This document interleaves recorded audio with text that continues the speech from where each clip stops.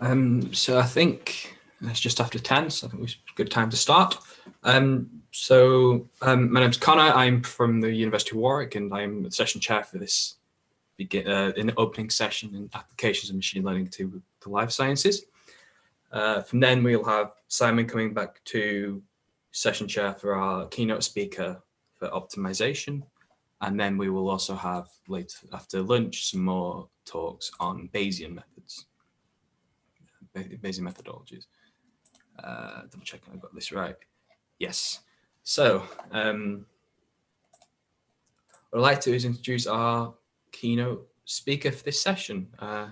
Is Carola Schönlieb. She's Professor of Applied Mathematics and head of the Cambridge Image Analysis Group, and also a fellow at Jesus College. Carola's work is looking at quite a lot of inverse problems in imaging and PDEs and things like that. And Carola's talk today will be on hybrid mathematical and machine learning methods for solving inverse imaging problems, getting the best from both worlds. Carola. Okay, thank you so much, Connor. Thanks a lot also to Torben and all the other organizers for inviting me. It's really a pleasure. So if I'm looking this way, it's just because my slides are here. So sorry for not looking at you. Hybrid mathematical and machine learning methods for solving inverse imaging problems are, in my opinion, really the key in modern data science. And in particular, they are there to get really the best from both worlds.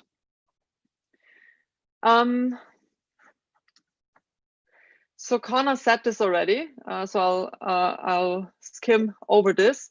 Maybe just to give you a few faces behind the Cambridge Image Analysis Group. We're about 20 people, all very passionate and happy about the things we are doing. In our work in the Cambridge Image Analysis Group, the CIA, we develop theory and methodology based on PDEs, variational methods, optimization, and machine learning methods for all kinds of tasks in inverse imaging problems, image analysis, and processing, going all the way to real-world applications ranging from photography, remote sensing, biomedical imaging, material sciences, art restoration, forensics, and so on and so forth. I think the key characteristic of the kind of things we are doing is that it's really to combine the theory and methodology all the way through to the applications. And I think that's a key if you want to develop something that has impact and that makes sense. So what I want to do in this talk is to promote this idea of these hybrid mathematical and machine learning methods. And for that, I'm going through four parts. The first one is the what and how of imaging. The second one is one of the two paradigms of how you solve inverse imaging problems without the mathematical, or like I also like to call them, knowledge-driven approaches to inverse imaging problems. The third one, I'll talk about machine learning data-driven approaches. And the fourth one is really where we want to culminate, is this idea of bringing 2 and 3 together in the best sense, hopefully. Okay, so let's start with the what and how of imaging. So what is an inverse imaging problem? Basically, everything that we do in imaging, in image processing, image analysis, can be phrased as an inverse imaging problem.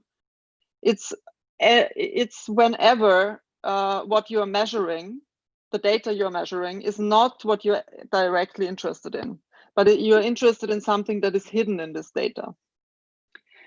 So the simplest example, I would say, or the most prototypical example comes from indirect imaging, like computer tomography, for instance, where what you're measuring looks like something like this. So that's maybe not something you might be used to when you think about CT. That's what the tomograph is actually measuring. But what you're interested in, obviously, is something that you might be used to seeing, which is the inside of the human body in this case. So how are these two connected? They are connected by this equation here, which describes the measurements y as a function of the image u. This is what I actually really want to look at, through a so-called forward operator, capital T, that could be linear or non-linear in tomography to a certain, well, to a good order of approximations. We usually consider capital T as a linear operator. And then this little n just stands for the fact that we always have random corruptions in this data. Now, knowing u and computing y is usually the simple direction, and that's what I call here the forward problem. So knowing the physical quantity, the CT image, it's easy to compute the measurements y. What is difficult is, once you have the measurements y, to compute the reconstruction image u. So let's see if this works. Let me quickly show you what is behind this operator T in computer tomography. So let me see if this works. Can you see now something else than the PDF? Yeah, yes. It's working. It's working. Wonderful. So what you see, let me see if I can make this also a bit bigger. Okay, perfect. Okay, so how does CT work? Basically, in very layman terms, okay, can I play it again? In very layman terms, what this, okay, just a second. In very layman terms, what happens is that X-rays are shot at you, okay? So you might remember this CT machine. It's this ring of detectors and X-ray sources that are rotating around the body, and then you are kind of shifted through the CT machine. And what happens is that X-rays are shot at you. They travel, they have a certain energy when they hit the body. They travel through the body, they get attenuated by different types of tissues, and then they have a different energy when they exit at the other side and when they get detected, okay? And so this is what is kind of shown here. These are the X-rays, okay? They travel through, and what you see at the other end is kind of the accumulation of attenuation that these X-rays are experiencing when they travel through. And this is basically what I've shown you before in this right-hand picture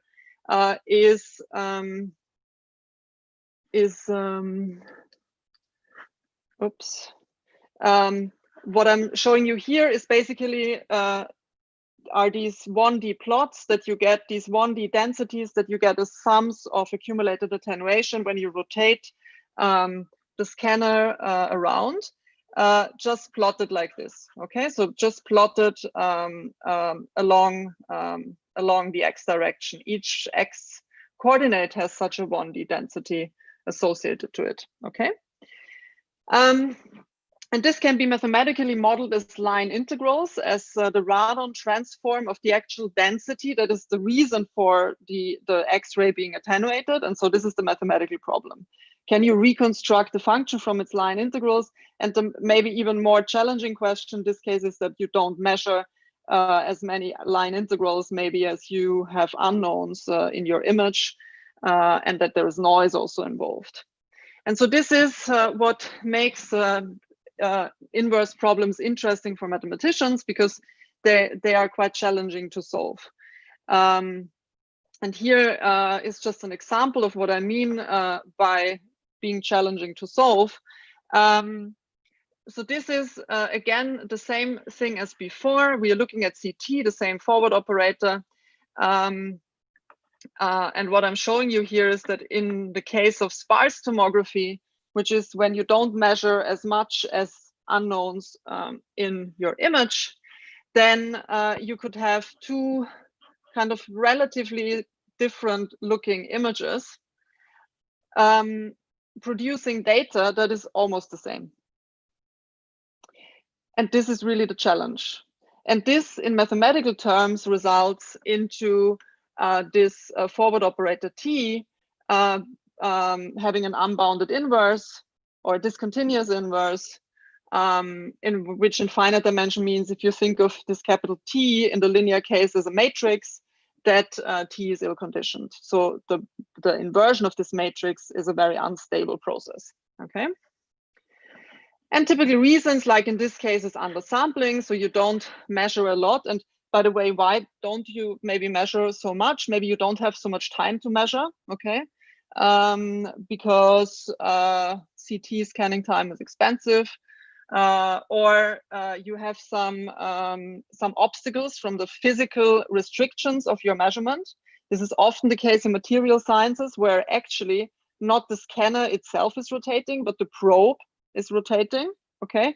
And so if you rotate too much, then this probe is shooting off the holder, so that's not something you want.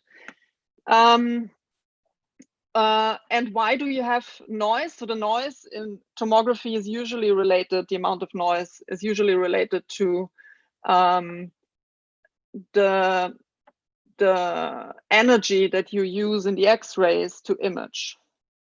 So and that is in CT called the dose, okay, the radiation dose. So the lower the dose, the better for you if you get imaged, but the worse it gets for the amount of noise that you can see, okay? Okay, anyway, so there is an issue, okay? And that's usually due to noise, undersampling, and to also the properties of this forward operator T. We'll get there again. Okay, so mathematical imaging is really about the development of well-posed mathematical methodology for solving inverse imaging problems. So these guys are usually ill-posed. So we as mathematicians are trying to turn them into problems that we can solve, basically. And there are lots of different types of these imaging problems around. I mean, I started with indirect imaging, like medical imaging, which you can see here. This is another type of tomography, which is called positron emission tomography, where not X-rays are shot at you, but you get injected something radioactive, and that is kind of shooting out of you, roughly speaking. Okay, so medical imaging is one example. There are lots of different examples where maybe this formulation of this forward operator capital T is not as straightforward as I just said now with this radon transform. Everything is nice mathematically. You can write it down. But there are still inverse problems like segmentation, for instance, or clustering of data. Like in this case, this is called image impainting, when you have an image and there is a part of this image which is either missing or something is occluding something you actually don't want to be occluded with, and so you want to remove it.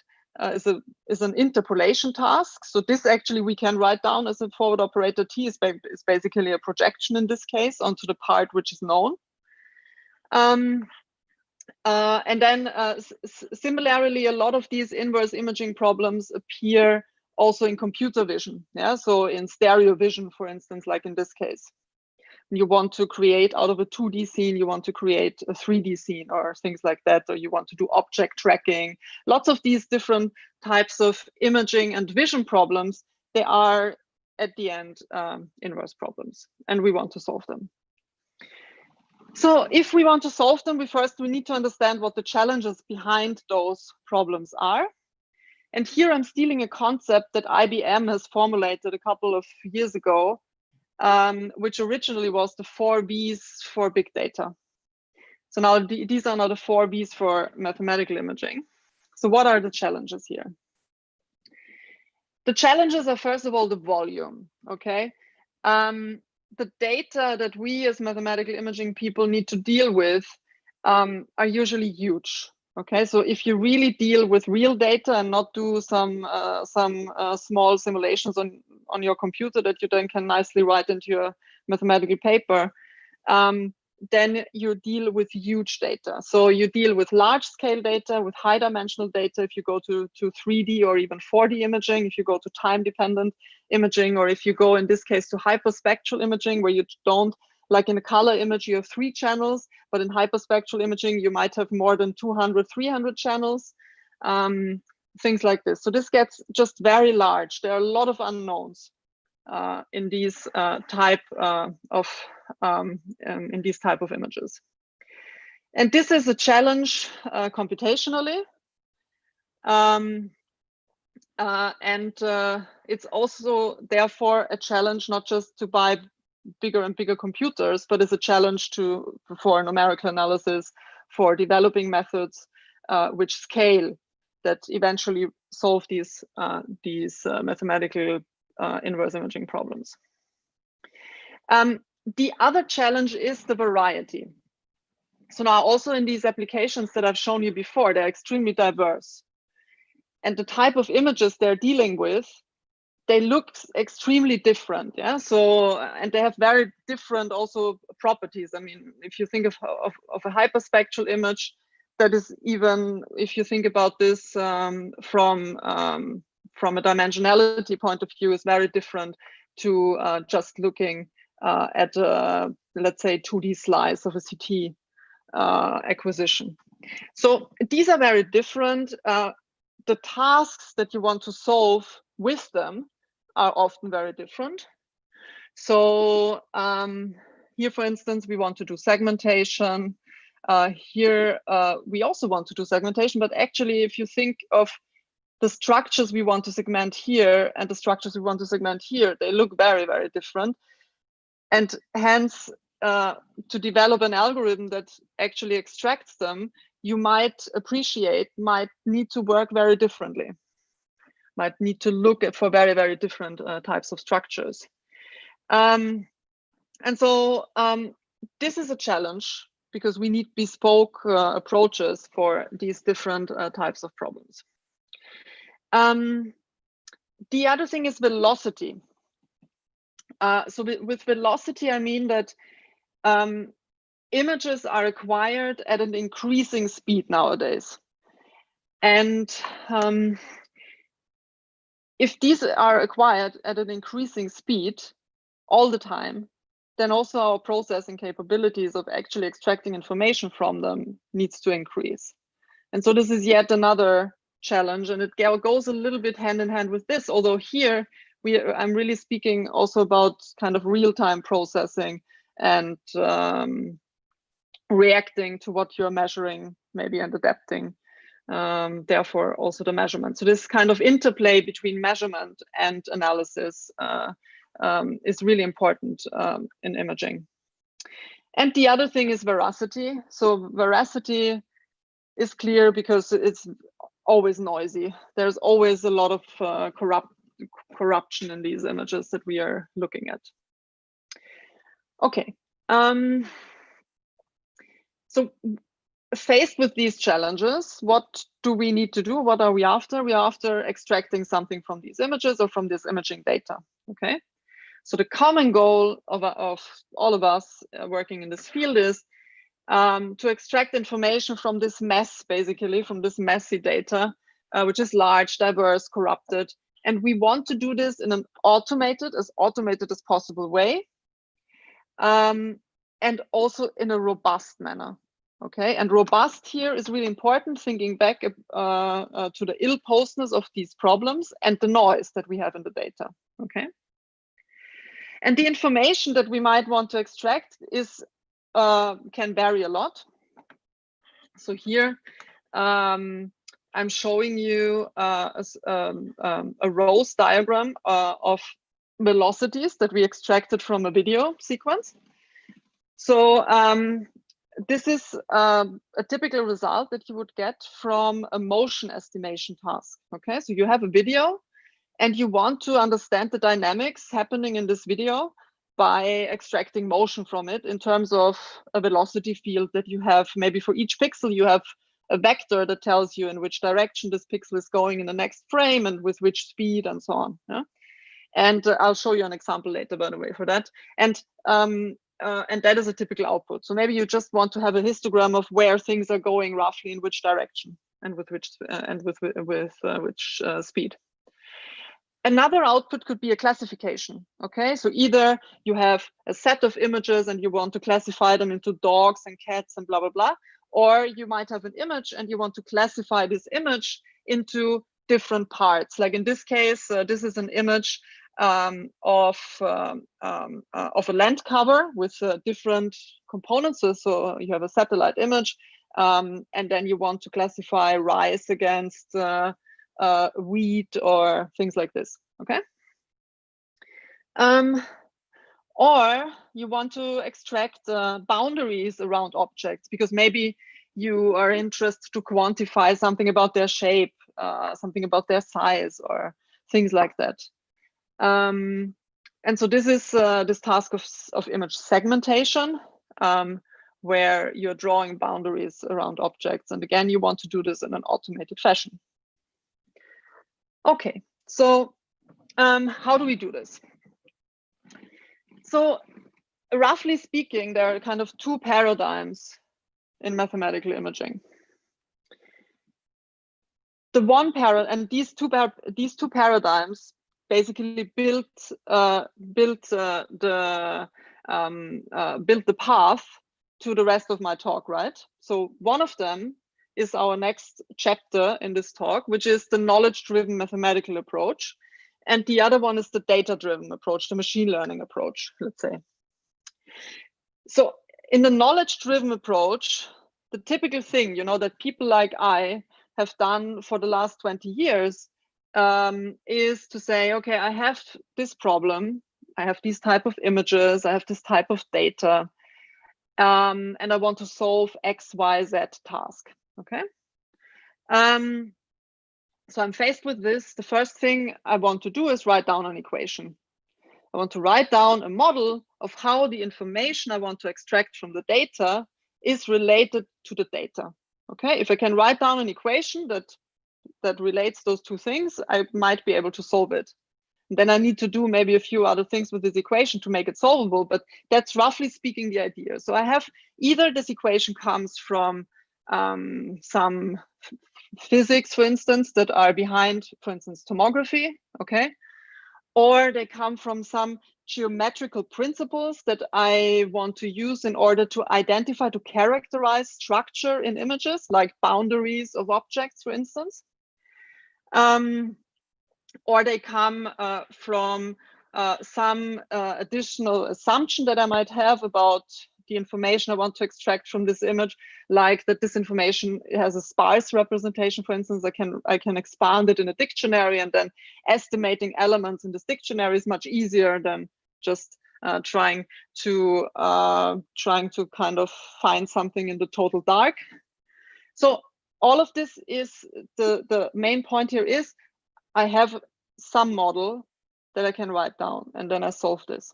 Okay, and that can be either in a lot of these works in mathematical imaging, this is either some PDE or a variational model like this, where the challenges here are that usually the PDEs that work are nonlinear, are highly nonlinear, and the variational methods that show very good properties are non-smooth.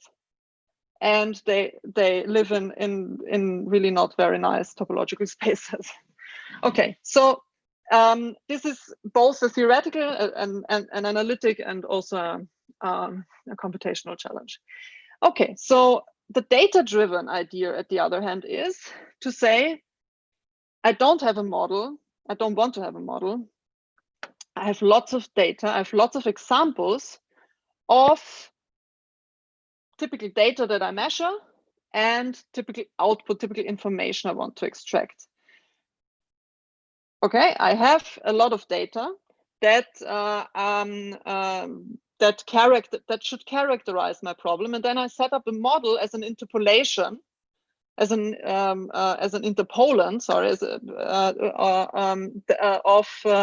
of these input-output pairs that should reproduce then also for new things coming in, should reproduce the corresponding output as some kind of interpolation of what has been seen before.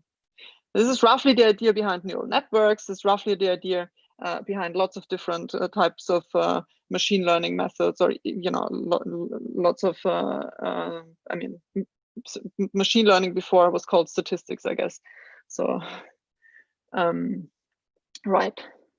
Okay, so here the idea is I have no model. I have a highly overparameterized model. You might call this a model. I have a highly overparameterized model, and then I adapt the parameters of this model towards the examples that I have in my training set.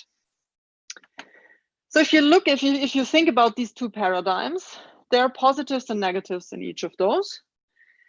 With the knowledge-driven approaches, the positives are, of course, that I kind of understand what is happening because I have an equation that I can look at. And I'm kind of sort of truthful to the physics, because it's an equation, it's a physical model. This is, of course, generalizable, okay? And I have guarantees. I can prove things about solutions, right? I said robustness is an extremely important feature for an image processing method, an inverse problems method to have, and so I can derive methods which actually fulfill this. Okay. The negatives of this are, of course, kind of computationally heavy, these guys. Again, because nonlinear PDEs, variational, these non-smooth variational problems, and then you have this high dimensional data, okay? Don't forget about this. And then, of course, we are kind of limited by how much we can model, okay? I mean, maybe we could even model more, but then we can't solve it anymore, okay? So there is this kind of interplay between simplicity of the model and, yeah, how much it actually expresses the truth, right? So there is some limited adaptivity to the data. Data-driven imaging, on the other hand, in particular, thinking about neural networks, they're non-physical, there's very limited generalizability. Neural networks in particular are very good at interpolation, but really not good at extrapolation. They're black box, so we don't really, I mean, if you have millions of parameters, yeah, okay, maybe I don't need to say more. And there are almost no guarantees, okay? So there are attempts to try, now in particular talking again about neural networks, to try to understand what is happening and try to find systematic ways of how to build neural networks to fulfill certain stability guarantees or things like that. But it's hard, okay? It's not as straightforward. On the other hand, they're super adaptive to the data. They can they perform extremely well. They give you really accurate results, really impressive results. I mean, all of you, I'm sure, have seen in the last years these really impressive results that deep learning can give. And they're computationally efficient. I mean, once they're trained, it's super fast, right? I mean, okay. So somehow matching this back to the requirements that we have in real world imaging, thinking about all these challenges that I've talked about, the 4 V's, what do we need from our image processing methods? Okay, we need robustness to data corruption. We need them to extrapolate, in particular when you think about scientific imaging, okay? We want to explore new things. And so we haven't seen them before, right? So we can't learn from them. So we don't know what is in there, right? So we want to see things which might have not happened before. And And we need, in particular for sensitive applications, we need guarantees. So we need we need them to be robust, but we also need them to be sufficiently accurate. And they need to be computationally affordable. So what do? We hope that we can combine them, and we hope that we can combine them in a way that makes up this fourth chapter of mine, this hybrid methodologies between taking the best from both worlds. Okay, so this is basically the goal of all of this. So a quick rundown through the mathematics. Okay, so this is the first thing to understand before you go to data-driven approaches, in my opinion, is to understand what can be done with these model-based approaches. What are the sufficiencies where you need some data adaptivity to make things better? Okay, so is at least my philosophy is always model as much as you can model, and then use neural networks or use machine learning ideas to solve some of the problems that you have with these models. So the ill-posedness we already had. I just want to remind you. So this is one thing that we need to worry about. And how do we circumvent this ill-posedness? So the strategy for most of these mathematical approaches to inversion is to add information to regularize the inversion. Okay, so this is basically the idea here. Is in particular, if you think about, I think it's easiest probably to think about it from the perspective of having undersampled data. Okay, if you have an underdetermined problem, you add more information to it in order to make it solvable. So what you do is there are different types of approaches how you can do this. What I will focus on now is this variational regularization idea, which, by the way, has very strong links to Bayesian estimation methods, in the sense that the variational regularization models that we are considering very often have a corresponding interpretation as a map estimator of some posteriori distribution. So this is not always easy to make this link, but often you can. Okay. Okay, so let's go to variational approach. So the variational approach, roughly speaking, does the following. So we start out with the equation. Okay, y equals tu plus m, and then I said we add additional information to this equation in order to make it solvable, and this is done in variational regularization approaches by casting the problem as an energy minimization problem, and the minimizer of this corresponding energy is then an approximation to a u that solves an equation like this. Okay, approximately solves an equation like this. So the idea is you build an energy that features two things. First thing is you want to feature, of course, your forward model. You want to feature the relationship between information and data. And this is usually done in terms of such a data fidelity, data discrepancy term that quantifies how far your model for these measurements is actually apart from the measurements. Okay.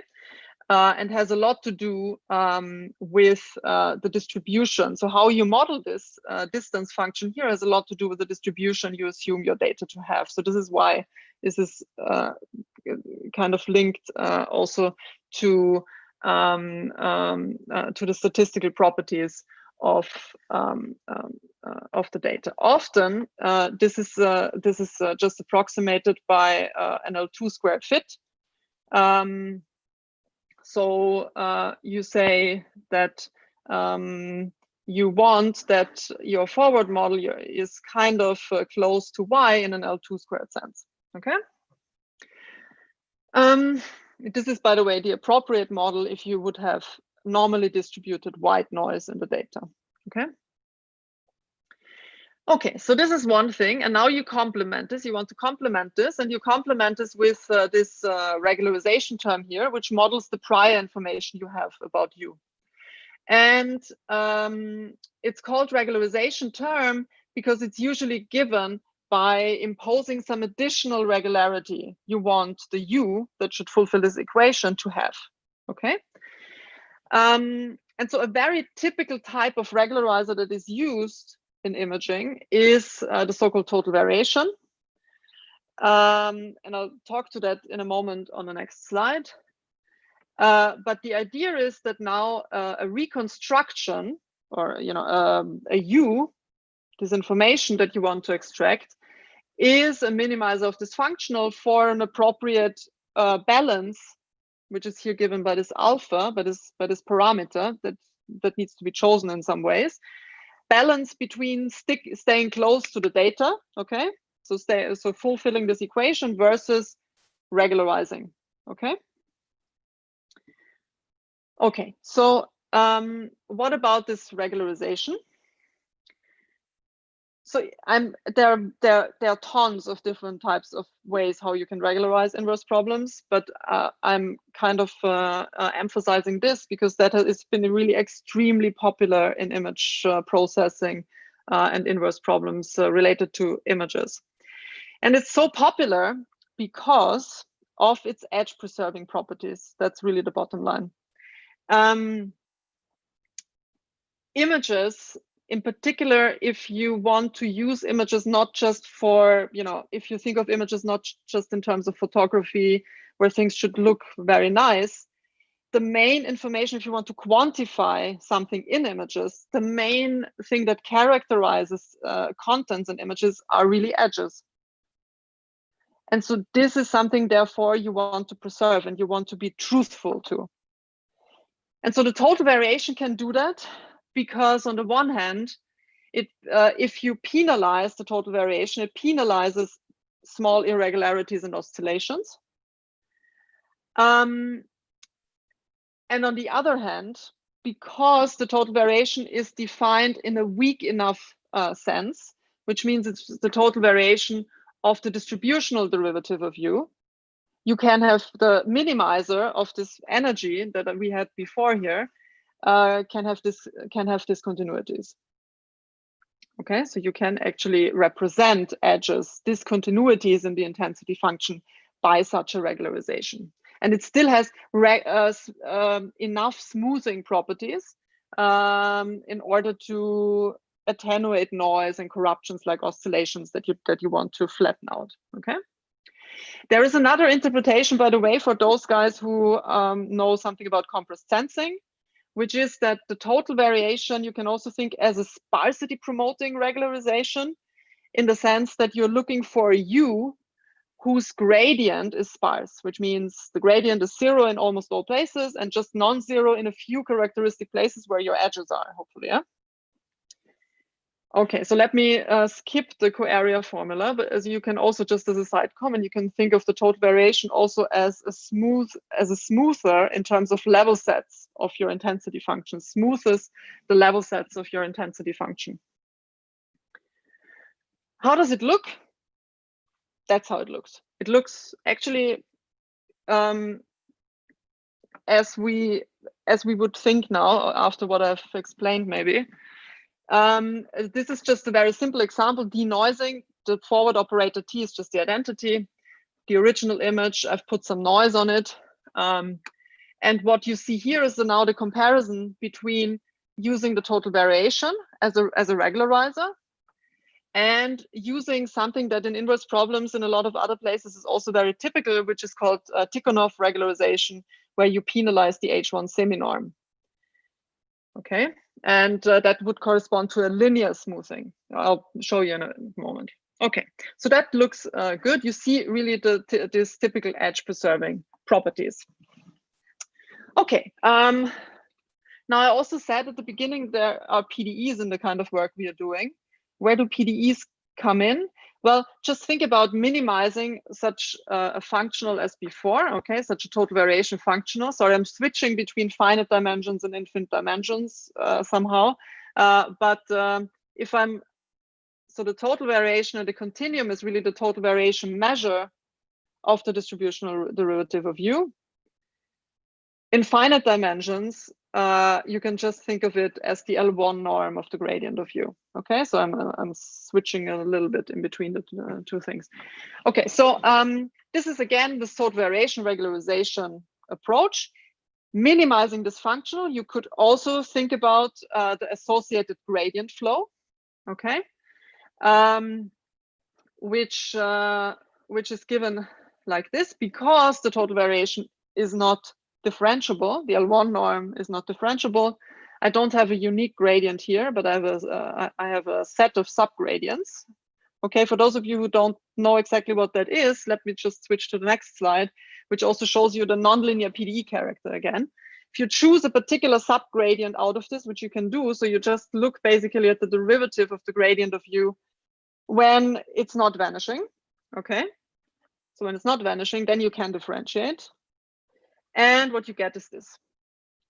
Okay, and so what you see here somehow, and this is also what I show here at the bottom, is the evolution of this gradient flow. Okay, so what I'm showing is for a particular choice of alpha, which clearly in my gradient flow here, I've chosen too large on purpose, just to show you the effect. I'm showing you the evolution here. So this is my initial condition here on the left. This is my starting u at time t equals 0. I'll just take the noisy image and then I evolve this along this equation. Okay.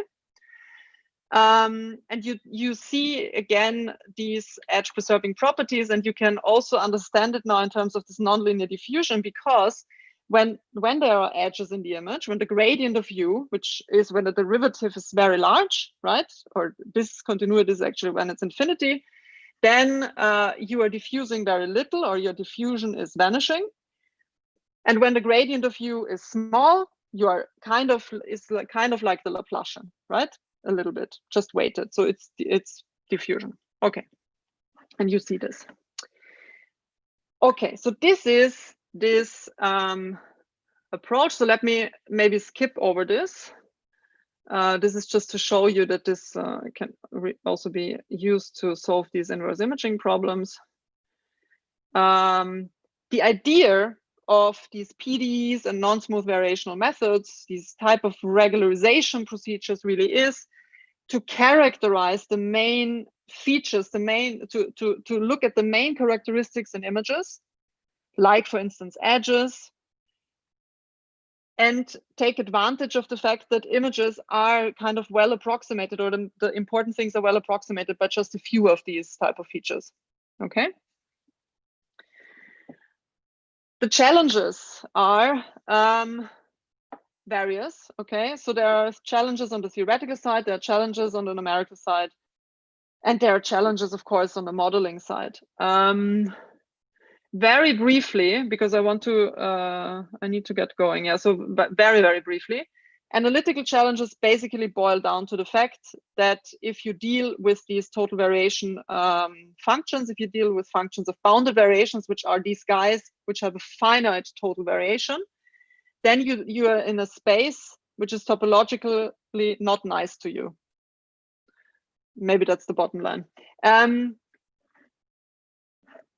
The total variation is not differentiable, so optimality conditions, trying to get qualitative features of total variation minimizers, is again non-standard. It's not just that you differentiate and you have an equation, you have an Euler-Lagrange equation and you can do stuff. It's more difficult than this. So here ideas from viscosity solutions come in, from geometric measure theory come in. So lots of interesting kind of stuff is coming in here. Numerical challenges. Again, it's not differentiable, right? So immediately you appreciate that you can't just do gradient descent and be happy. So you need to do other things. And there, I would say, again, in the last 30 years or so, there has been a kind of change in paradigms again, in how people are solving this. Before 30 years ago, people have dealt with this problem by smoothing the non-differentiable term. Okay, smoothing it and then doing the typical gradient descent stuff. Then after that, people kind of realized that there is this convex analysis community, and they know how to solve these type of problems. And so this is where this kind of iterative thresholding algorithms, Douglas Rachford splitting, primal dual methods, and so on come in, which allow you to actually solve these problems in an accurate and efficient manner. An issue still is with these L1 type problems that they scale badly with the associated algorithms. They scale badly with the dimensions. So they are and that's an issue because we have very large data. So here again, people have thought about how to accelerate this, how to split things up in smaller pieces, how to use stochastic optimization to circumvent these kind of things and so on. And then things get increasingly more difficult if you combine non-smoothness with non-convexity, okay, which could come in by this forward operator T being not linear, but actually non-linear. Okay, for instance, this forward operator T, which I've not been speaking about at all, could be a PDE, right?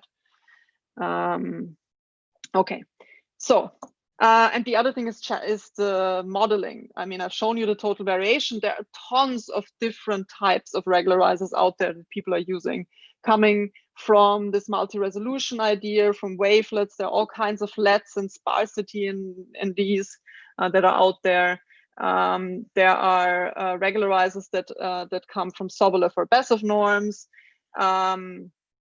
There are also regularizers which don't just make the regularization procedure nonlinear, so weighted differently at different places, but also give it a direction, for instance. So there are these anisotropic regularization procedures which smooth in particular directions and things like this. So there are lots of things out there. So the challenge with these mathematical approaches is they're tough computationally. They're really tough computationally. There is a no one fit all solution. So you kind of need to go back to the drawing board very often if you're faced with a new problem. And it's just not possible to model everything. I mean, this concept, which really has been extremely popular in image processing of this total variation, if you think about it, it's so super simple. I mean, you try to approximate an image by something that is piecewise constant, right? You're looking for a gradient of u being 0 in almost all places. And that's so popular. Why is this so popular? Because it's tough to find something much better, okay? And thinking about all these types of things that appear, right? So here, maybe thinking about piecewise constancy, yeah, looks okay. If you think here, I mean, how do you define this boundary in an equation? How do you do this? Oh, you can tell me later. Here, these feathers, right? So here the task was, I'll get back to this if I have time. The task was to segment these white blazes out of these birds' heads. How do you do this? This is so fuzzy. Okay, so anyway, it's not easy. So what do we do if it's not easy? Then we do machine learning. And so what's the idea here? The idea is I can't really model this very well, and there are really lots of things that we can't model well.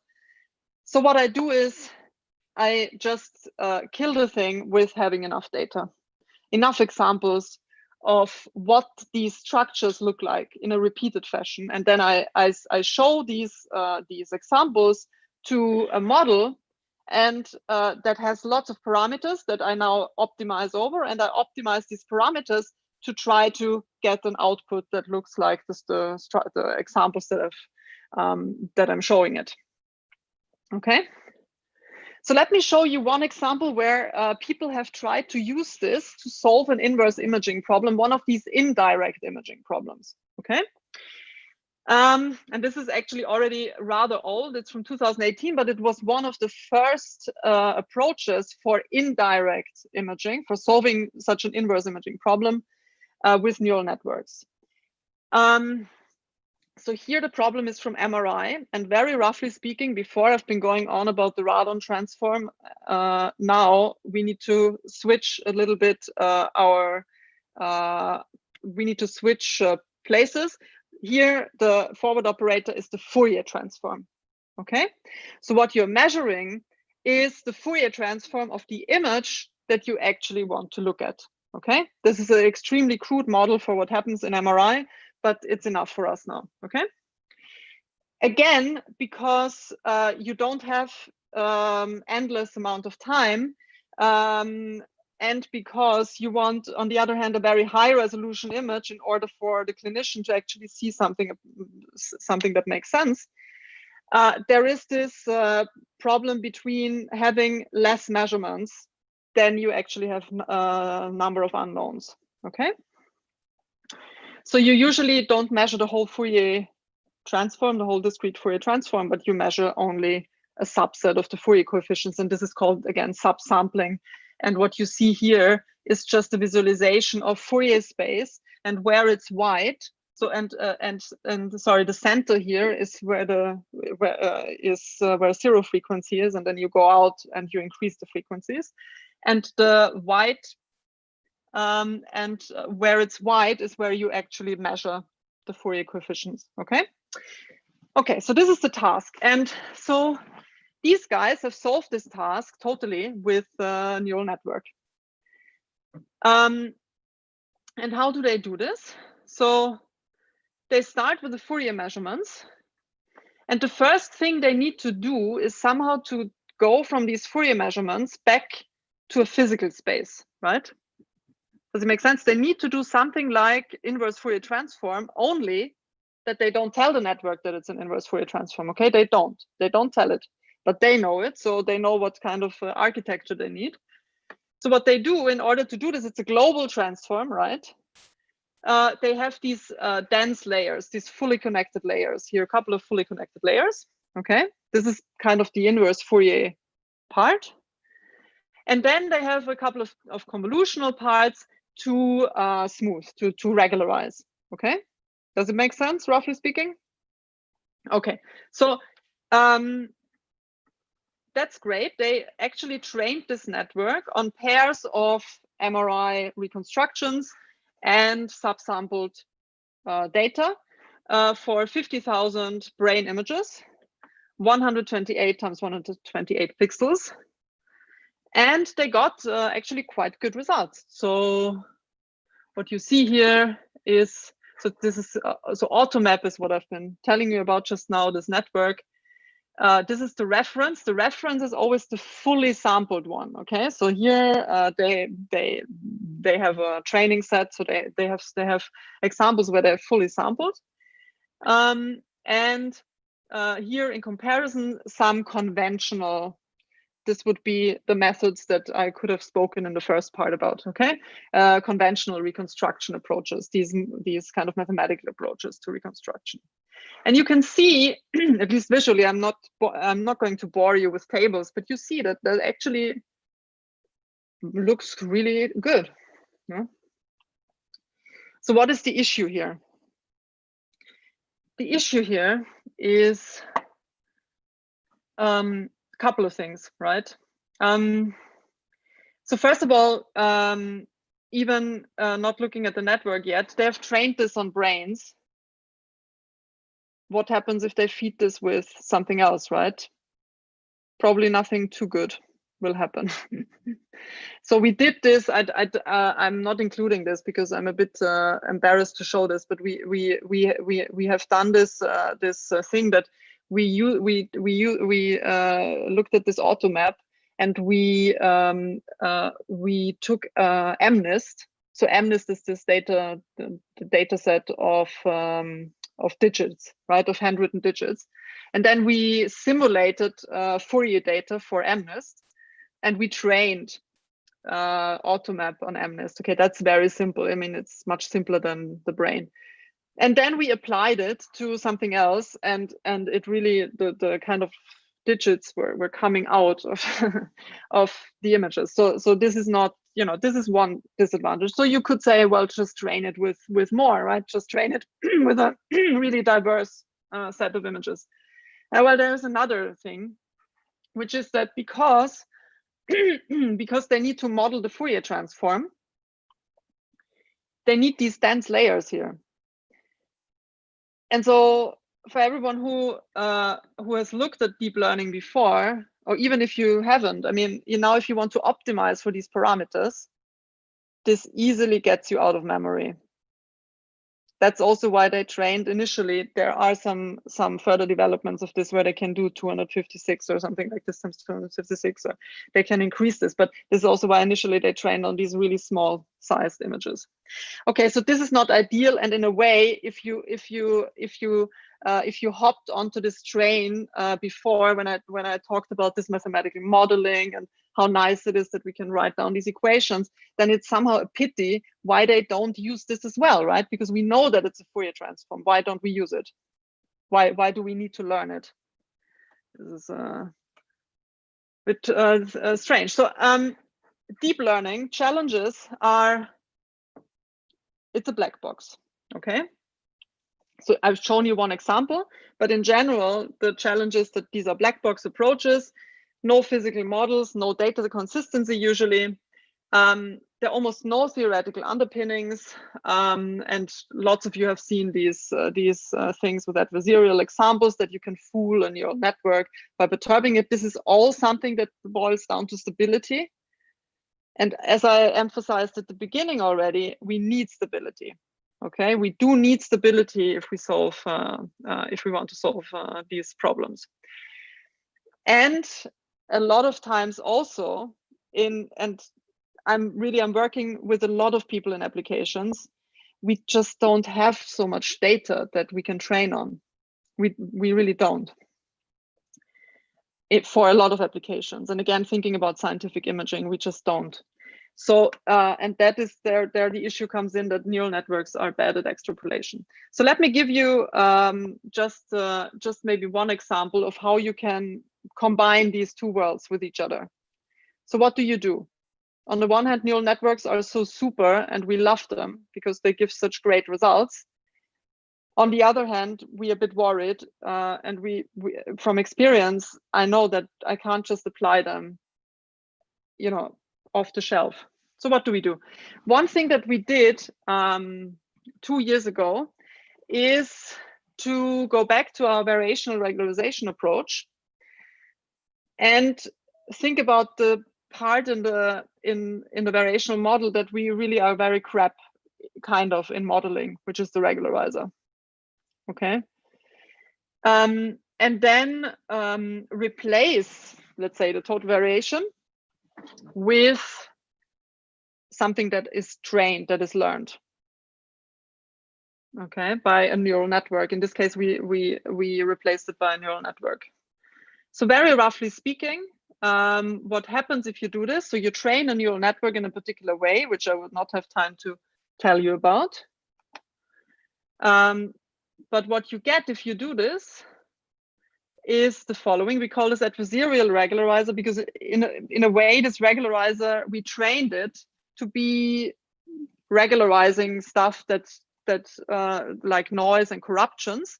So we trained it in this adversarial fashion of being very large for noise and corrupted structures in the image, and being small for the type of images that we wanted to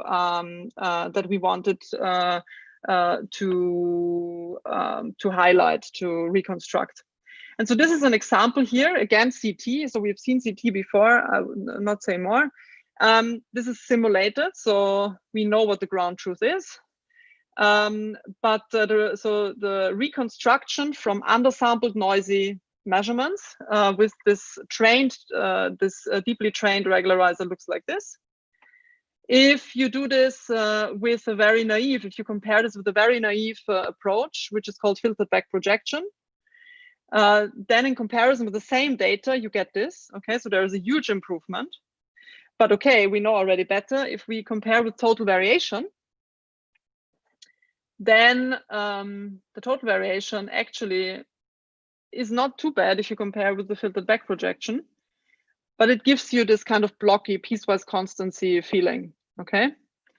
And the adversarial regularizer, this learned regularizer, is kind of giving you a nice thing. So this is nice because on the one hand, we train the regularizer, but we stick to the physics model. We stick to the variational model. We stick to the Radon transform in this case, or the Fourier transform. We actually involve this in the model setup. And because it's a variational model, we can actually prove things now about it. Okay, so we get some guarantees. So there are lots of stuff that you can do. You can combine model and the machine learning ideas to do clustering of data. And here the model helps you that you don't need a lot of data to train the classifier. Okay, so the model kind of complements or replaces the amount of data that you would need. Here back to the birds, so you can do this also for the birds to do such a combination between model-based classification and machine learning-based classification. I'll not go there, but I'll end with the takeaway messages. So there would have been a lot more that I could tell you. I just took enough time to emphasize what these two paths, the mathematical and the machine learning path, are, in order to make you appreciate that what is coming now is really where the innovations lie, are really where people can combine the two things.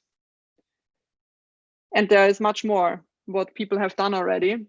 But the interesting bit really lies in this middle ground here, the hybrid methods. There's several cool applications, and there is lots of theory that needs to be explored, even in this combination of few things we understand, but not everything. So with that, I'll say thank you very much for your attention. Thanks a lot for listening, and yeah, thank you. Thank you, Carola. We have time for a quick question if anyone wants to post in the chat. Melina?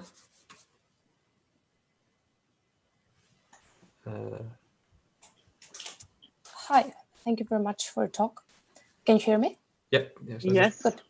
I was thinking, when you were talking about the real-time processing examples, yeah, and then you said that, well, machine learning can help with that. And I guess what people usually think about is cases where machine learning can just simplify the computation, so it's just like quicker to do.